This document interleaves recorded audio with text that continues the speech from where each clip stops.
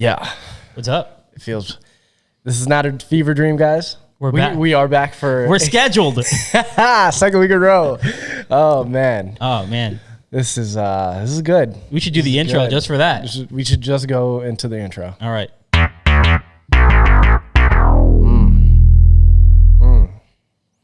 Gonna get a little experimental on you guys right now. Yeah, you know, Not bad. Something right there, you know. All right, so my name is Chris. And I'm Edwin. This is Crowd Culture. We're actually introing. We're like Yeah, professional we're shit professional podcasters. We're like, would you say we're a AAA podcast team? Like batteries?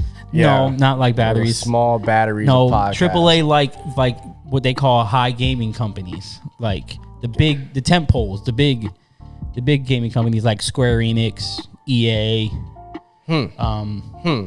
stuff like that. So Sony, Microsoft. So big game, like we're the big game in town. Yeah, maybe we're not the big game, and maybe we're the indie game that's on We're the that's indie game on the come up. Yeah. Yeah, I like that. I like that. We're the indie game on the come up. Crowd culture, indie game on the come up. So why don't we just talk a little bit about Some video games. Some video games. We both have been playing some pretty high caliber video games, I would say, or I mean high accolade video games. I was watching you play one recently. Yes. And so your opinions on this divisive game, I would say. I was playing Last of Us Part 2. I finally ventured into the enigma that is Last of Us Part 2. It is very enigmatic, I would say so. It is. All right, so Last of Us Part 2, Sony exclusive, Naughty Dog. Yep. They had a, considering like this day and age what a troubled release is, it was almost a troubled release. They had pretty much their game spoiled by the internet. I forgot There was a lot of controversy that happened about The Last of Us. Yeah, the entire shit just came out like a month before the game came out. Certain characters, like it was Major story arcs. major story. A lot of people were saying Naughty Dog was like just really not doing so well, like behind the scenes. Like there's a lot of like just issues. There's never been a leak like that, And especially from it was big time. a big game like that. Yeah, that was pretty. I forgot that happened. Yeah, it was a lot. So yeah, the game was on my radar for a long time. Now, did you avoid the spoilers? You did your 100% best to avoid every spoiler possible. Okay, because I'm sure that shit was all over Reddit, and so I mean, Yeah, I stayed off of Reddit for a long time. You know how hard that is. And then somehow, I came back around. It was on sale. Black Friday type day. Oh yeah, yeah. Probably like just so you guys know, I got a PS5. Lucky motherfucker. It was tough to get. Long story short, got it from Canada. Yeah, got a smuggler. Got it. Gotta connect. Gotta connect in Canada. Yeah, no. So I played Last of Us Part 2. I avoided all the spoilers. I went in not knowing much. I just knew, main characters, Ellie, Joel. What's the backstory? Now you have played Part 1. I played Part 1. I loved Part 1. I think it was one of the best games of the PS3 generation. Yeah. And honestly, as far as like a game experience and like story and everything, it was good. It was something I connected to. Now, when they first announced Part 2, knowing if you don't know let me say this up front. If you haven't played any of these video games, we're gonna spoil them for you. Some stuff. So if you don't want to be spoiled, I'm gonna try not to spoil everything, but I'm gonna spoil some stuff. Yeah. So considering how the first game ended, did you ever expect for them to make a Part 2? I mean, it took them 7 years to make a Part 2. Honestly, did I expect them to make a Part 2? I mean, I didn't know if they were gonna do one, but the game did leave it open enough where you're like, all right, I would like to see what happens next with this duo. Okay. For those that haven't played the first Last of Us, like we just said, there's spoilers. Yeah. They leave off Ellie and Joel essentially escape because Joel Joel to save fucks Ellie's life. everything He up. fucking kills everybody and Yeah. destroys this faction called the Fireflies. Yeah.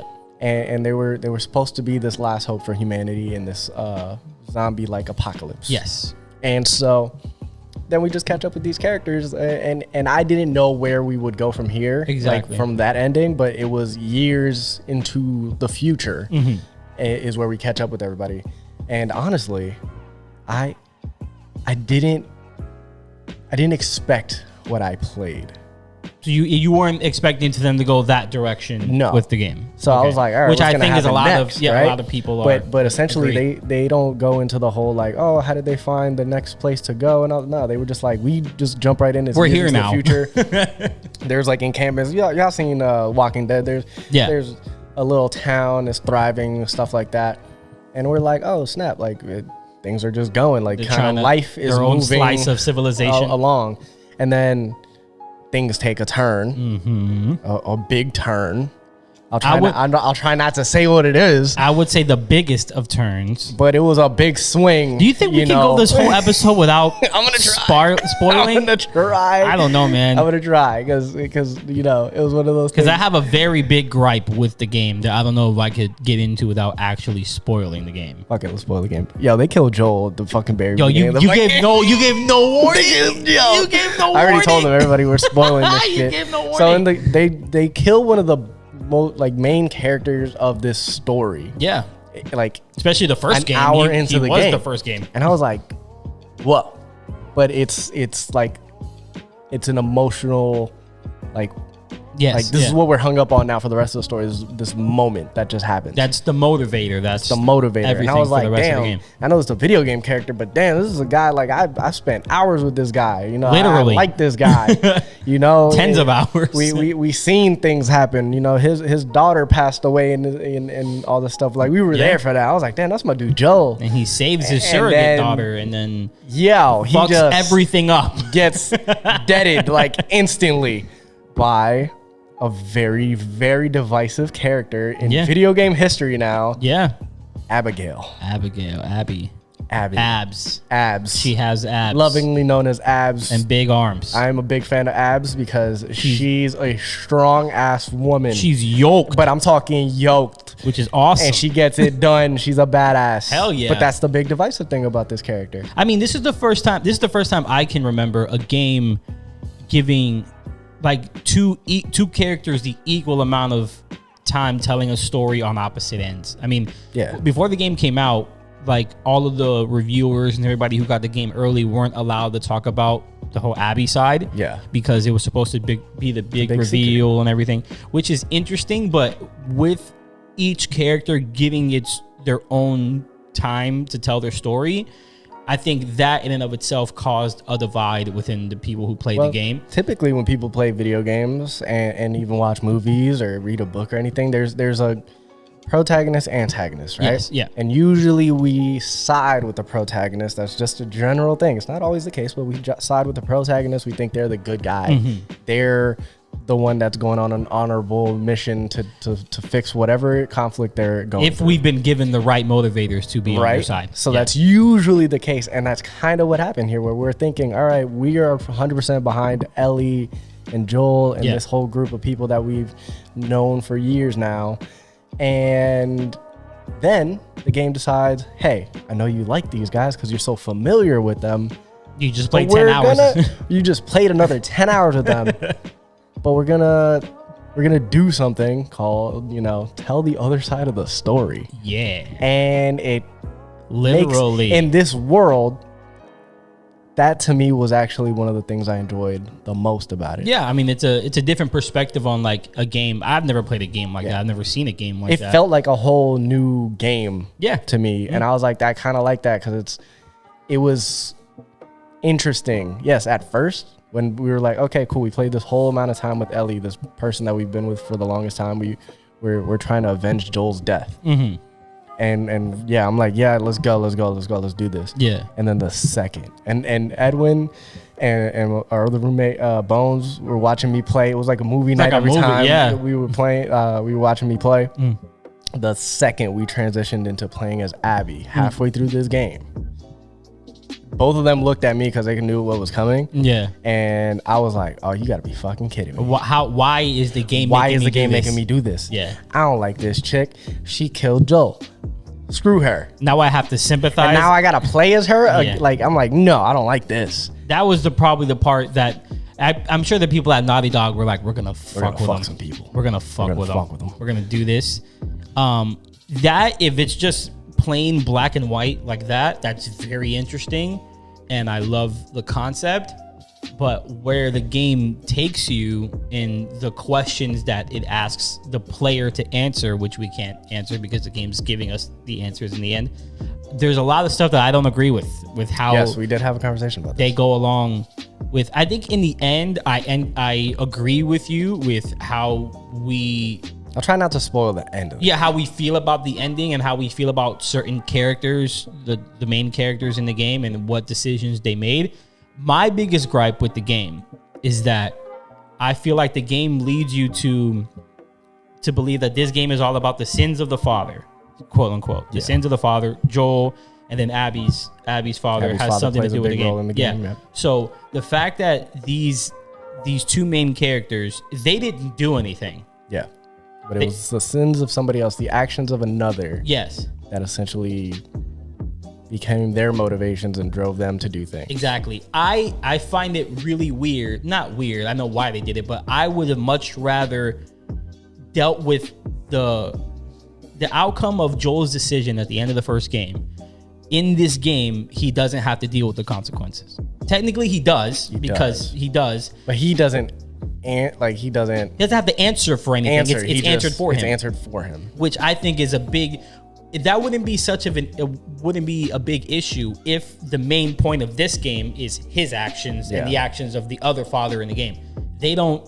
Their pretty much stories are all over. repercussions of his actions. Exactly. But he's not around. I find that to be really weird that the main character doesn't necessarily have to answer for any of the ongoing things of his decision. But to me, it was just really weird to me, that part. The one part of the game where I was like, all right, I get hung up on. Though I enjoyed for the most part, I enjoyed the entire experience. I was on edge. I was stressed the hell out playing this game.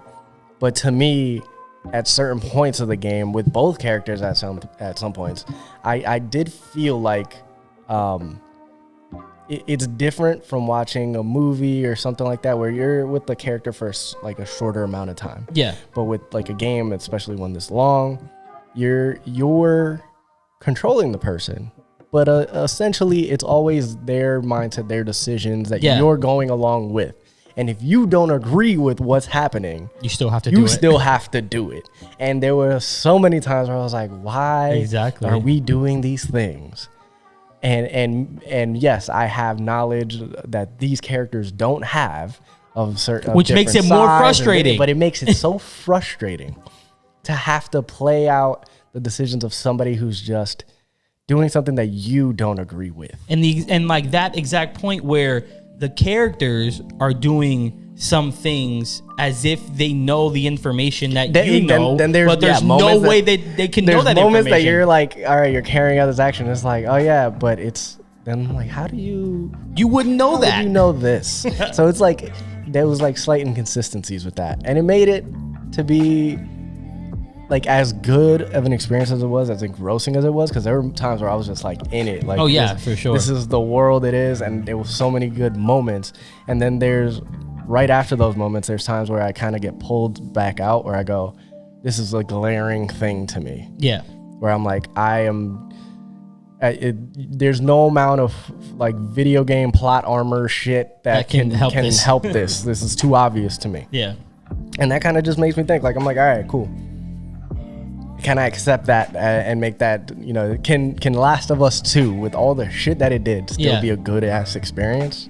Ultimately, it was to me. I mean, that the issues of plot armor or like inconsistent like gameplay mechanics or whatever, those don't matter if you are bought into the story or bought into the characters. So if you are, at least to some extent, you'll look past those things. And these guys can confirm. I bought it. You sure did. Me personally, when it comes to the first Last of Us and then this, after watching, like I wasn't going to play it myself, so I watched videos about it. Obviously, I said like I watched you play it.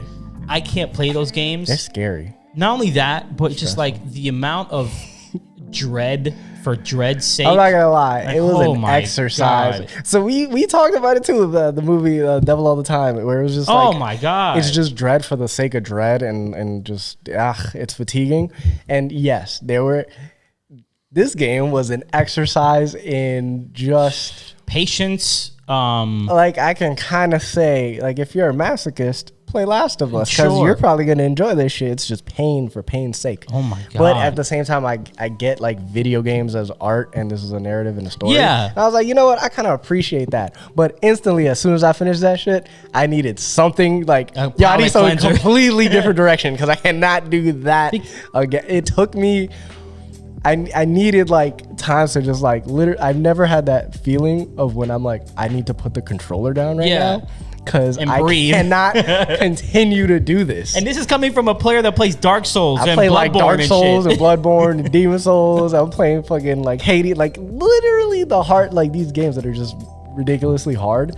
And it's like difficulty is like a fun thing for me. Yeah. But this game, I literally was just like, okay, cool. Some days I played for an hour. Yeah, I was yeah, like, I cool. remember.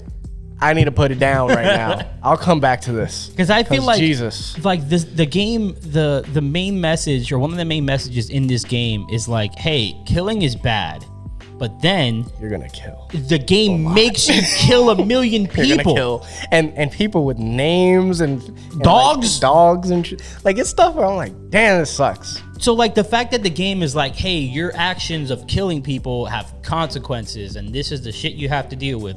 But go kill those 100 other people that you don't know their names, and they may have kids and families and lives. It was like Naughty Dog was trying to be like, I want to make you feel bad for playing this video game. Is that like it's weird and like the especially? But I kind of it was in a weird way. I'm like, you know what? That's ballsy. I guess, but I feel Like like somebody did it. I the guess. narrative that the Jeez. game gets to is just like, to me, it's so weird and not satisfying. And I would the penultimate, the climax of the game, like the act, like I don't even. There's multiple climaxes almost. Yeah, but it's I like would feel- the final thing to me wasn't like as satisfying. no, absolutely not. But there were moments in the game, and I will say maybe I'm definitely in the minority in this. The Abigail part of the game up until a certain point was actually such a satisfying experience. I would say so. Yeah. And then it went in the directions of things happening, and I was like, all right, cool. And I it, can't that do that in and of itself is impressive because the whole first half of the game you hate her. yeah. So the way that the game made was me able to come back subvert around. It was expectations and be interesting. like, hey, you actually like this character Yeah. now, which is if the game would have got to that point, sure, Yeah. we got here, and that I feel like the game needed to end at a certain point. It's exactly, just like, and leave it it. kept Just stop. going. Like It didn't stop. It kept going because the game Naughty Dog wanted to be like, you like her now, but remember the whole world is shit. Everybody's shit. There Everything can't is be, shit. There There's shit can't on the be, walls. Yeah, there can't be any happiness or joy in this world because the It's a world is joyless shit. experience that somehow I enjoyed part of. I don't fuck. It was weird. I would It was say so weird. It was. I guess. I mean, It was such a. It was that was what I was doing for like a good month. Like that's why we didn't come back on the podcast. Like I was just dealing with Last of Us and stress. yeah. I mean, It was like, yeah, let me the stresses of life. I'm just gonna escape them with a more stressful stress. video game, and then go back to life and go. You know, not as bad, I guess. not No, as it's still pretty bad. It's But I'm still like, pretty what the- shitty. It was I mean, weird. the positives about the game. I mean, it's beautiful. It It was a pretty game. I Good mean, narrative. Good they're acting. flexing Pretty much. a whole bunch Pretty of much. other It shit. was like other than those things, I do believe like technical and flawless. Like it was Yeah. a damn good experience. Of course. Good mechanics, all that good stuff. I mean, Naughty Dog. I mean, from Uncharted to all the Uncharted games, even before the Uncharted, I'm a big fan of the Jack games, Jack and Daxter. Yeah. So those were like the precursor to those games. That's also an Inside thing. Precursor Jack. If you play the game, you know what I'm talking about. But I've been playing a video. Yeah, no, like that. So we pivoted, right? Yeah. And we were like, damn, I had this whole ass stressful experience, and then here comes Edwin being like, hey, yo, I'm loving this. I'm playing this thing. I fucking love every second of this. I'm and I was having like, one of the best gaming experiences damn, of my man, life. I want a joyful, exuberant experience like And this. so Chris purchased the game. Yeah.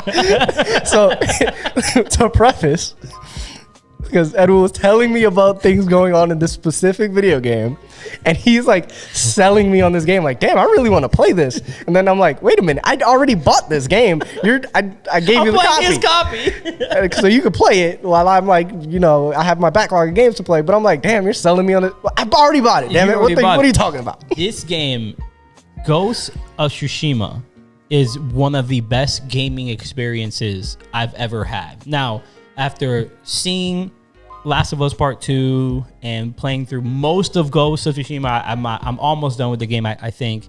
As far as we're at the point where I've gotten to, it would have been my game of the year for last year. I know that Last of Us 2 won a lot of awards at different things, but Ghost of Tsushima there's never been a game. I told this to Chris and our other roommate Bones a couple days ago. There's never been a game that has made me feel more like a badass than fucking Ghost of Tsushima. Man, that sounds like fun. And to me, that title was on like the Batman games, Arkham Knight, Arkham Asylum. Those games make you feel like Batman, or whether it's the Spider-Man games, you feel like Spider-Man. You feel fucking cool. You feel like powerful. Yeah, this game is like in that regard better than those. Like, I'm running around. Hold on, this is a man that's like. The Arkham Asylum series, the Arkham series of games, is like the best thing. And those, I still am arguing those points that it is my favorite game and one of the best like game series out there. But as far as the specific, that singular title, the specific art of making me feel like a fucking badass. I'm running around like I'm a samurai. It's so impressive when it comes to game mechanics, when it comes to story points, story beats, making everything feel earned, making you feel like you're in the armor of the character. To me is absolutely flawless at this point. Now, who knows how the ending's gonna be? I don't know. We're still waiting on that. Now, as far as I haven't heard anything bad though. I haven't heard anything about the ending, but I have nothing that I've seen was like. There might be people who never got to it because I might not get to it because there's 1,000,008 different side stories that you can do, and I'm doing them instead of doing the main plot points. Like I do for every main plot point, I do 20 different side missions just to get to that main plot point. But everything feels organic. It feels real. It feels like where you want to get to, like a specific location. The things you have to do to get to that location makes sense. And when it comes to visual, this is the most beautiful game I've ever played. Yeah. No, it looks, my God. It looks. I wish I had a better gaming monitor TV to play this game because it's the most beautiful game I've ever played. The beginning of the game gives you an option to hear it in Japanese and it has Japanese subtitles, or it be in English. I'm not gonna lie, I'll probably do that. I was gonna do the subtitles, but I don't know. Like I had a feeling that maybe having to read it, and maybe if I'm in battle, I won't be able to do any. Like the second go around I play this game, I might do it like sub. But I don't know. I played this one dub, and it also has like the black and white option. Yes, like classic samurai movie, like black and white. Amazing. So. With the film grain? Yes. Yeah, that's crazy, man. The preface of the game is you play as a samurai whose clan gets basically destroyed, and you're not a Ronin, you're just a ghost. Like that's the ghost. Like you are trying to do everything you can to save your people. And for anybody who knows a little bit about the samurai culture, they have their ways. They're very stuck in tradition and stuff like that. Honor in combat. Exactly. Very. But for this specific character to survive, he has to do things non-samurai like, and that conflict of survival to tradition to honor, and just doing things the way you have to do them just to survive. It's been absolutely awesome. I am curious about one thing. Because you said this when you first started playing it, and it was one of those things that, as you continued to tell me about the game, it was like more glowing praise. Yeah. Is the game difficult? Yes. Yeah. So this is how sold I am on this experience. Yeah. Edwin is not somebody that goes like, I want a hard experience, like an earned. Yeah. Like I play games on medium, bro. Like you play you want the experience, you want to kick back, enjoy the kind of thing. Yeah. Me, I'm like, yo, kill me 37 times so I can beat you once kind of thing. Like that's my kind of experience. Yeah, I'm not there yet. I don't know if I'll ever get there. But I don't know if many people will ever get there. But the reason why why I'm sold on it is, even though the game is difficult and it's continuing to get more difficult, it's all you as the character are getting better in certain aspects.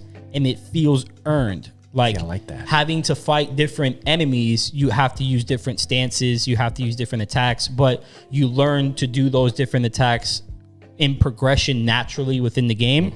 And by the time you get to one of the hardest like mini bosses or whatever, you've already had to learn how to do it against all the other people. That's like the best of both worlds. Yes, where it's like, yes, I like that kind of like grueling experience, but there's something about the game and the mechanics of it just being like, all right, here you go.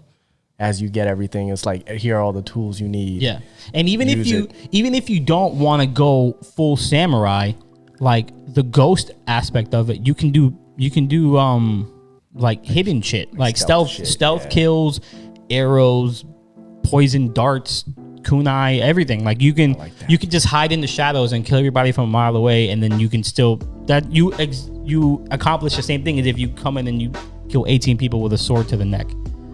So yeah, it's been, like I said, this is one of the best gaming experiences I've ever played. And the fact that Sony was like, we're about to drop the PS5. Yo, Sony came with some hitters at the end of the cycle. PS4 cycle. Yeah. They were like, here, no, take it. They're like, cool.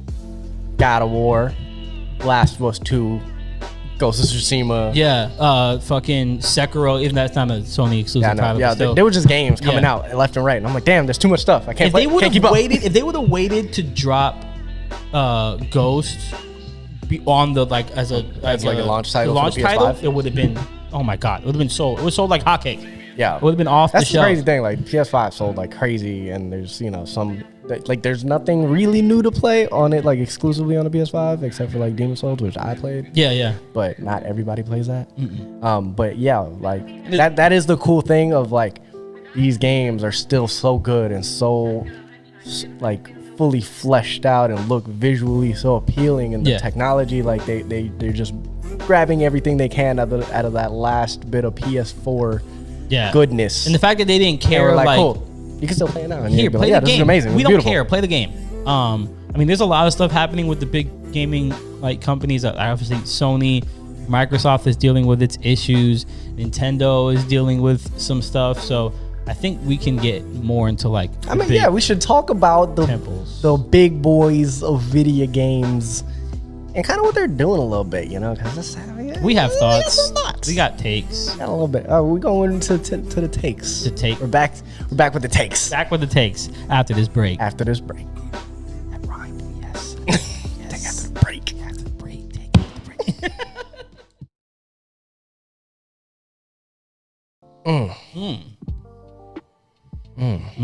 We are back, and I think we should just have a little chit chat about, because we were talking about our games, the games we like to play and stuff like that.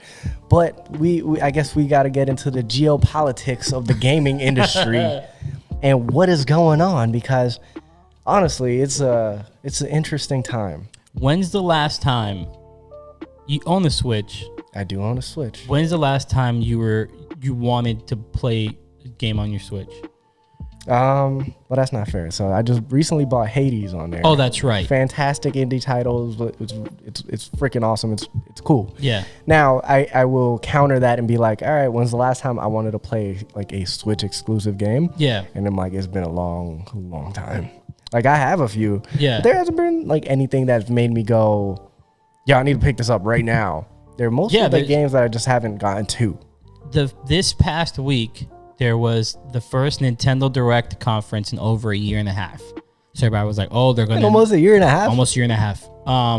They would drop some like news here and there, but like an actual Nintendo Direct, there hasn't been one in a year and a half. And people were expecting a lot of big news. I mean, they've waited so long, so something big must be coming. Nothing. Splatoon 3. Yeah, baby, Splatoon. Now, what's even more wild about that is that from the last Mario Kart game, oh yeah, I've seen this till now, there's been three Splatoons. Because they had Mario Kart 8 and then Mario Kart 8 Deluxe, which is still Mario Kart 8. Yes, and they just put it on the Switch.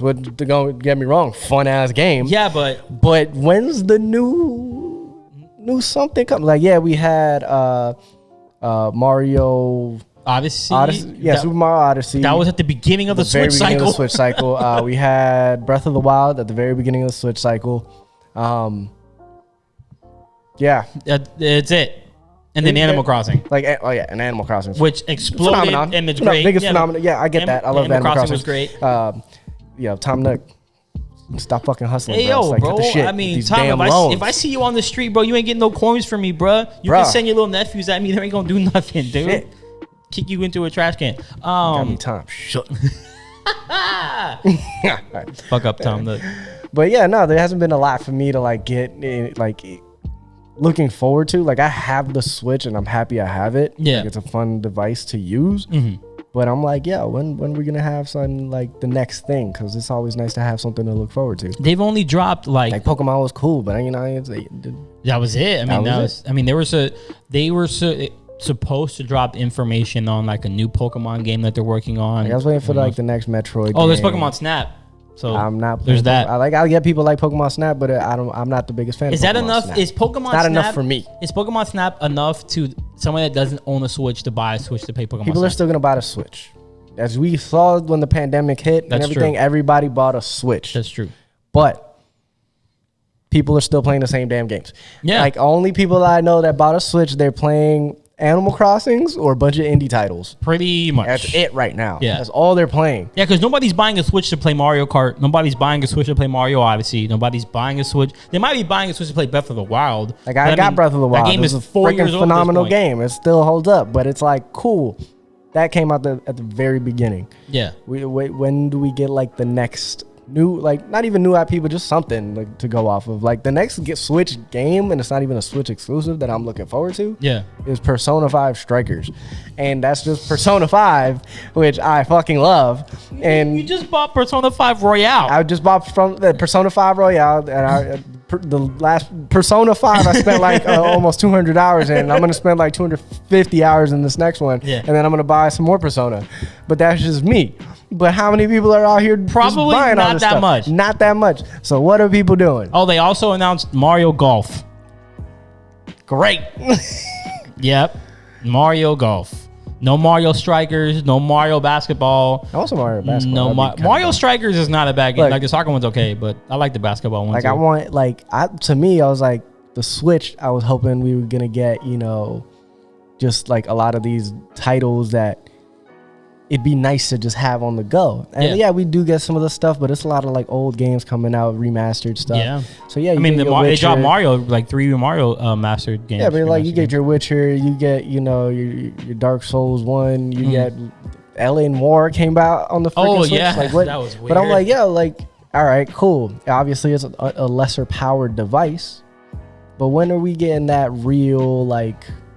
Okay, when's the next hitter? When's that next like console experience type game? I guess the that last you can get on the go. The last big thing that came out, in my opinion, besides Animal Crossing, I mean, Luigi's Mansion came out, which is pretty fun, I guess. But It's they're still fun, like these games. But Yeah. it's like I like it. It's cool, but it's hard. You can't like share the experience on the Switch as much like you could on like the Wii, right? Yeah, for Sit sure. down, everybody gathers around. They play the Wii. They play Mario Party, and they play like the Mario games, and it's all multiplayer stuff, right? Yeah. And then, but with the Switch, it's on the go. It's a more personal like experience. Yeah. But we're not getting these real just personal experience games. With the hardware of the Switch, I find it unfathomable that there hasn't been another WarioWare game.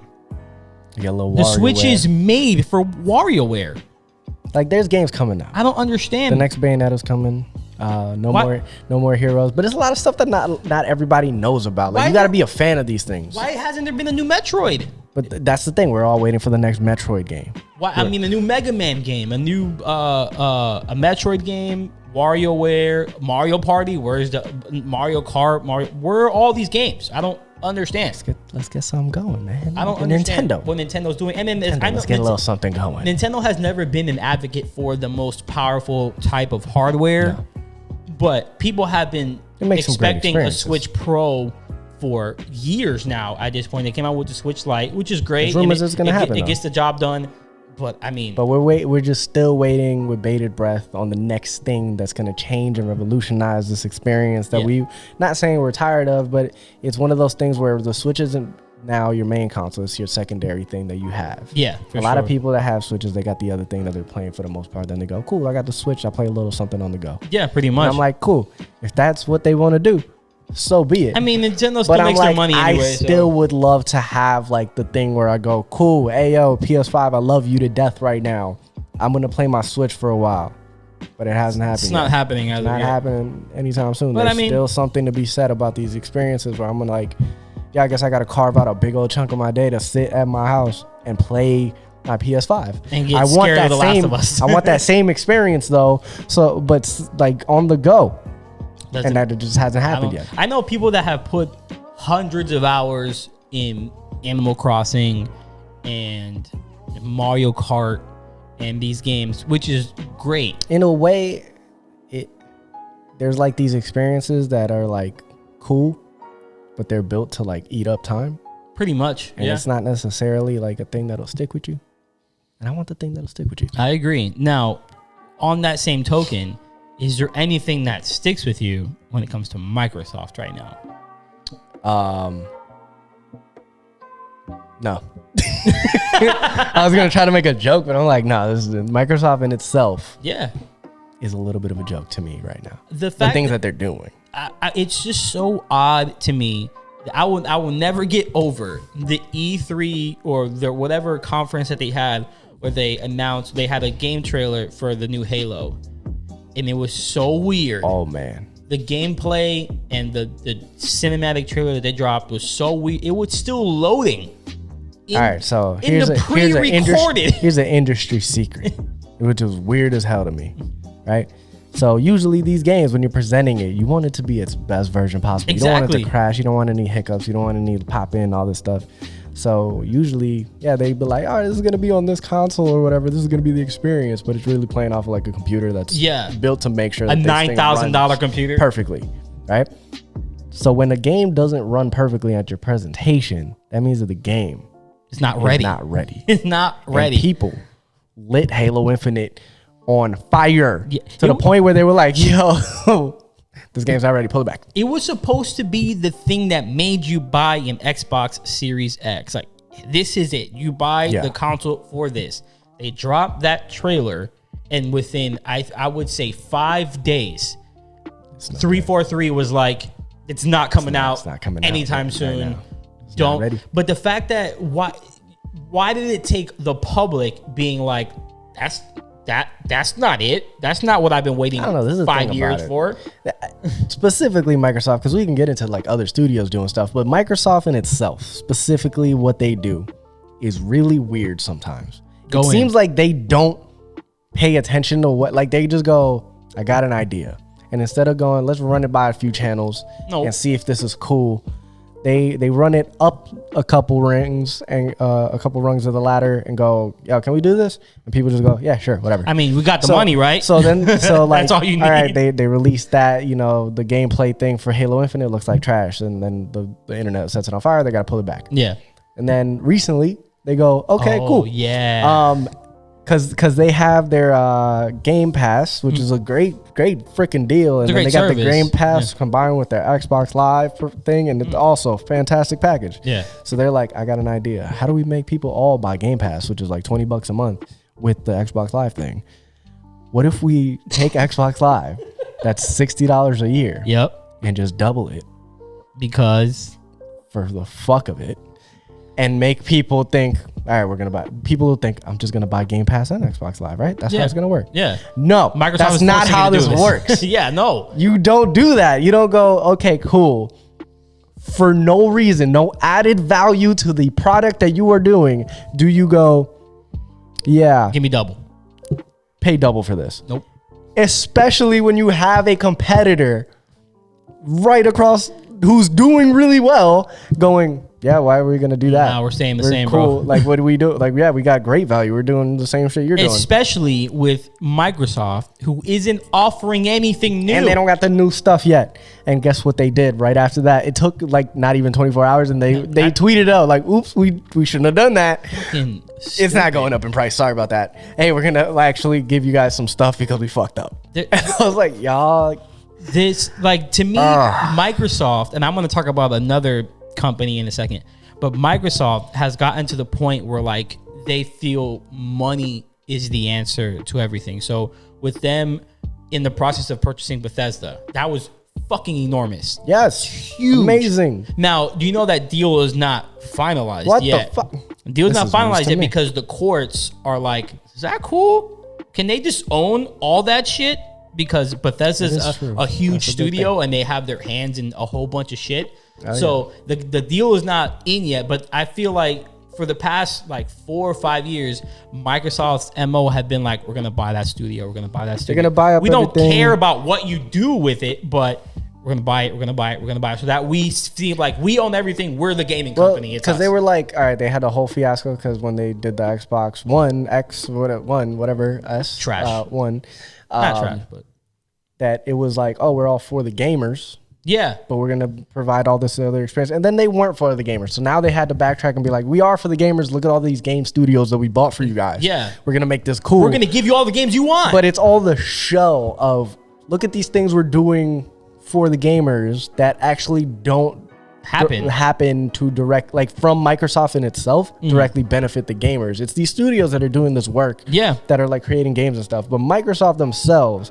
isn't providing any extra service to the gamers, and to me that's frustrating. I would because I'm like wholeheartedly agree. Because I'm like, look, I want to own your console. I want to buy into the experience, but the every avenue like to do this is just doesn't seem that much fun. There's no games to play on your new console, so why am I going to buy your new console? And then when you have two versions of that new console, where you got the Xbox One, or sorry, the Xbox Series X. Again, also that's not an intuitive naming system. It makes it so difficult, and that's frustrating. It seems minor, but it's annoying. Their marketing to think team about. should be a fire. So their Xbox Series X. Like, yeah, cool, I could buy that, but it's a $500 console, right? Yes. If I wanted to buy the cheaper option, which is like the Series S, which is $299 or something, I don't know. It's cheaper than the $299. It's cheaper than the all digital PS5. Yes. But then they go, okay, cool, it's cheaper, but it's not 4K. Like. And I'm like, wait, so what am I paying for? What is this next generation thing when everything I own now plays 4K? I got a fucking 4K TV that I can buy for $100 on Black Friday. Why is your thing not playing 4K? The Xbox One X, the last Xbox One X to come out, was comparable with the Series S. That doesn't make any fucking sense. They got a console from last generation that does more now than that thing does, but it doesn't have it can't play the new games. I don't get it. So why are you doing it then? The whole thing, and then also they're like, hey, our systems are backwards compatible, so you can play all the old games. So why the fuck am I gonna spend $400 on the new one?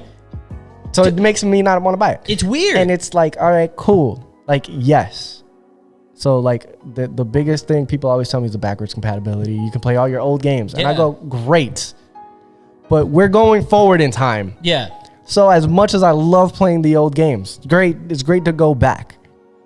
I have enjoyed playing new shit. Of course. I like the next thing because I'm like, what innovations are they giving me? What experiences am I going to get that I haven't had before? Yeah. It'd be nice.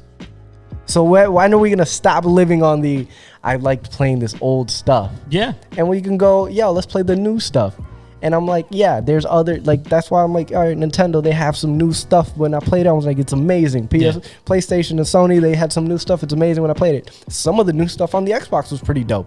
Yeah. But there isn't enough of it. What's the last what's the last new Xbox Microsoft IP? There was one, I don't know if it was called Scalebound or something, or it was like some sort of fantasy thing. And it just got pushed back into the ether, and we don't know when it's ever coming out. I think they canceled that shit. Maybe they canceled it. But guess what we got coming? And I'm a big fan of it. We got some more Fable coming. In probably 2030. And we got obviously some more Halo. Eventually. And I assume some more freaking Gears of War. Yeah. And I go, great. Yeah, but that's not. Give me something new. That's not new IP. In the past, like, I don't know, however many years of Sony, I mean, they dropped Horizon. Dropped, now with Ghost of Tsushima. What was the other one? They had another title that was just them. I'm blanking out now. But like Sony's IP, God of War, which is not new, but it was a new version of the game. Last of Us Part 2. And after 7 years of having an old game, like, hey, we can actually give you this back now. Like, who is buying? What are you playing on Xbox?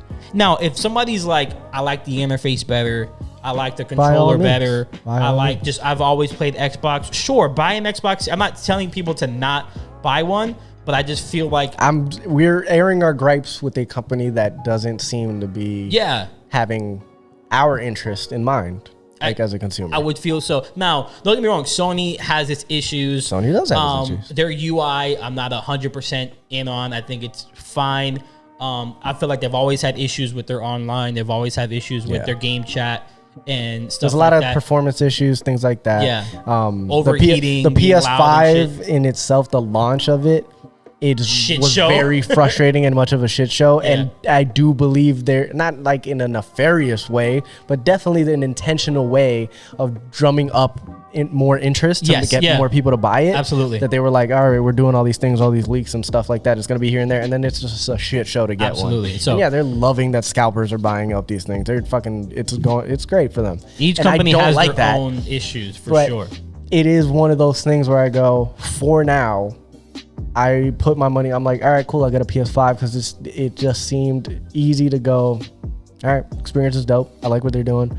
I like the games that are coming out. They literally were like, yo, Demon Souls, it's old IP, but we're Blue Point Studios that remakes everything in the crazy fucking... So like, if you're going to play old games, this is how I want to see old games. They're so A1, bro. It's so crazy. Good. Like the idea of like, okay, why are people like so enamored with the old? And I'm like, there's this nostalgic memory of things that you like to see, right? Absolutely. Blue Point Games is like, cool. That thing that you loved, don't go back and play the old version because you're gonna be disappointed with it. It looks like fucking Legos. It's gonna play weird. It's gonna look like Play-Doh. But we're gonna take it and make it look shiny and beautiful and make it look like the thing that was in your head. I mean, seeing what they do. Weren't they I mean, obviously they did Demon Souls. Weren't they the ones that did Crash? They did the Crash trilogy. They remastered the Crash. I'm pretty sure. I think so, but they did Shadow of Colossus. They did Shadow of the Colossus. I might be wrong with Crash. Blue Point is really good at doing this. Yeah. And I'm like, cool, I like that. But guess what, right? It's not on the Xbox, at least not right now, for Demon Souls, but I got it on the PS5. It's just... It speaks to me as a gamer where I go, cool, the old thing that I like, I can get the fancy new version of it. I like that. It looks great. It looks great. And then Sony being like, I mean, like we were talking about with Ghost of Tsushima, with Last of Us Part 2, even though those came out at the end of the PS4 cycle, they still look amazing and they play great on the PS5. Fun experiences. And it's cool to just be like, there's a little something for everybody. Yeah. Like I played Persona 5. I love Persona 5. It's only on PlayStation. It'll probably be on PC or something soon. I think so. And they're trying to get it on maybe the Switch. But I played it on the PS4 and I was like, cool, this is an experience, one of the best JRPGs I've ever played.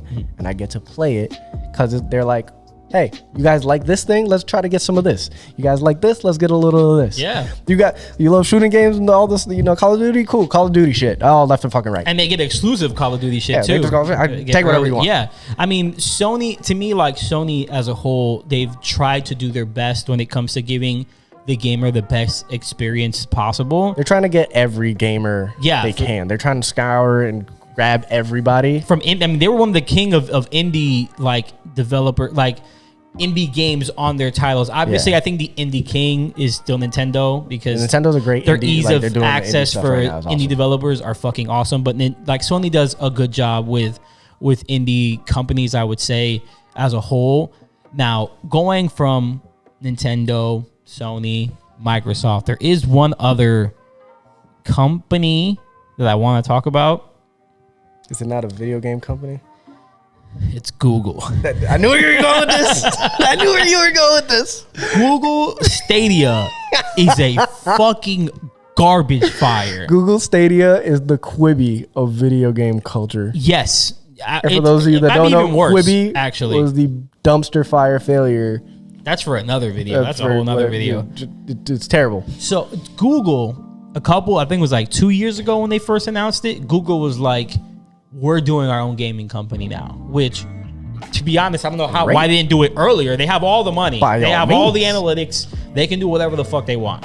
But they were like, we're going to do our own gaming company, but no console. We're doing cloud gaming and stream gaming. Which was tried before, but I like the idea. It's a good idea, but the execution has been so off.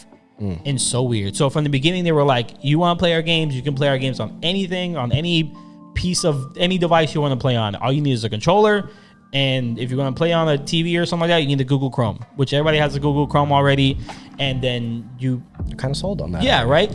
But here's where it gets weird. You have to buy a special Google Chrome.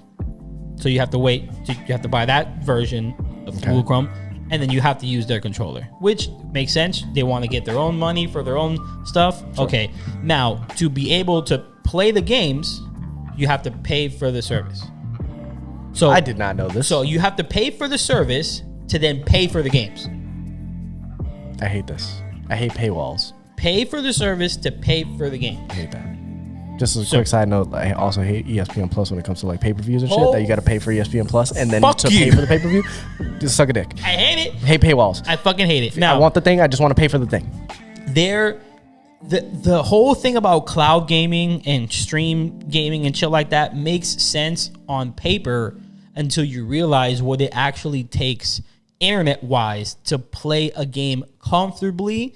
And as far as like 4K or 60 FPS or all these things that the consoles are doing, that they want to match that experience, but most people don't have the internet connection. Not viable. PlayStation tried it with PlayStation Now, and it just wasn't good. It's weird. And I'm like, not good. Like, not something I invest my money into. And here's the other thing: there is nothing that you can get on on Stadia that you just can't get already on something else.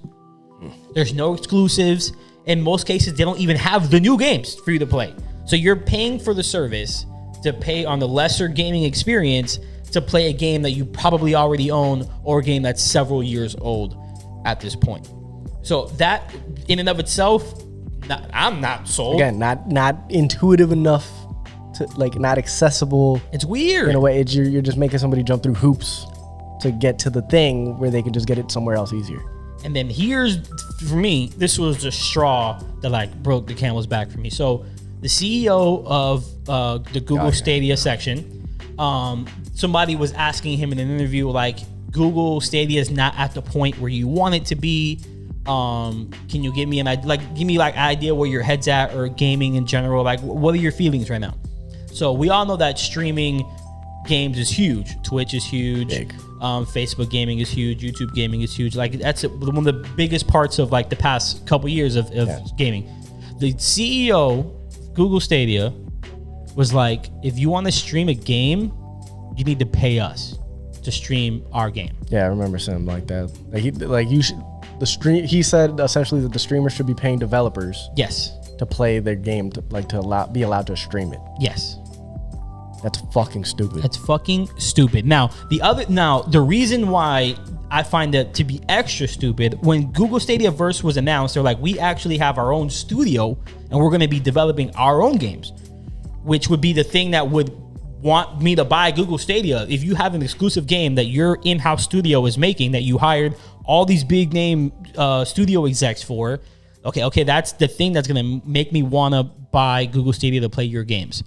And then, I think he made those comments like 4 or 5 months ago, or something like that. It was recently announced a couple of weeks ago that their gaming department's being shut down. They're not making any games. Because, all right, the streamers, for the most part, are already paying the developers to play the game. They buy the games more often than not. Free advertising! But then they go, I already paid the developer to play the game. For the most part, not always. Sometimes they throw them the freebies or whatever. Yeah, if they want to. It's free fucking advertising when the streamer's like, I'm playing this game. Look at all these people watching me play this game. Even if one fucking sale comes from that, that's a free sale that just happened. So why would the streamer, doing the service for the developers, have to pay the developer? It's so stupid. I mean, when it comes, look at recent phenomenons like Fall Guys. I mean, Sony gave that out for free for its PS Plus members, and then it fucking exploded.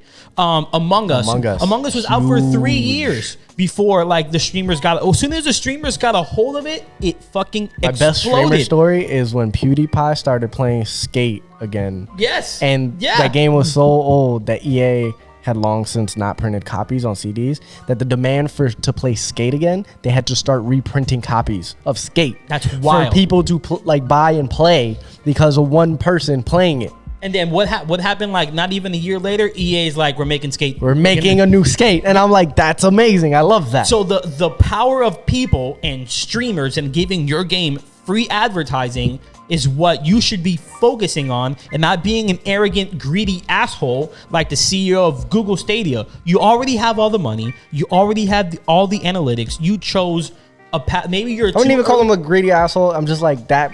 He is just out of touch. Absolutely.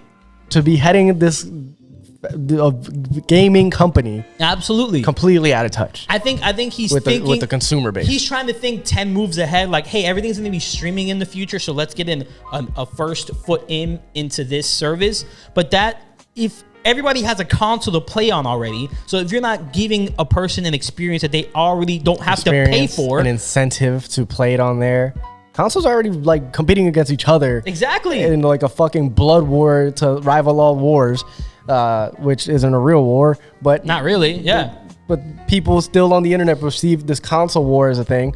So it's like when Google Stadia is coming in, like, what the hell? Get out of here. If they would have came into the situation would be like, we already have a gaming studio, we actually already have a game that we're announcing that's going to make you want to buy the system, they would have been ready to go. But actually, we are ready to go. Yeah, we gotta go. Because we got too heated. We love gaming, and we like to express our love for gaming. But video games. I think we have to pause at this point. Go. If you guys have any shit that you guys want us to talk about, leave it in the comments, DM us. Do whatever you want. Do whatever you want. I'm Chris. And I'm Edwin. We're Crowd Culture. And we'll see you next time. Power to the gamers. No, that's GameStop. Oh, shit. Bye, those guys.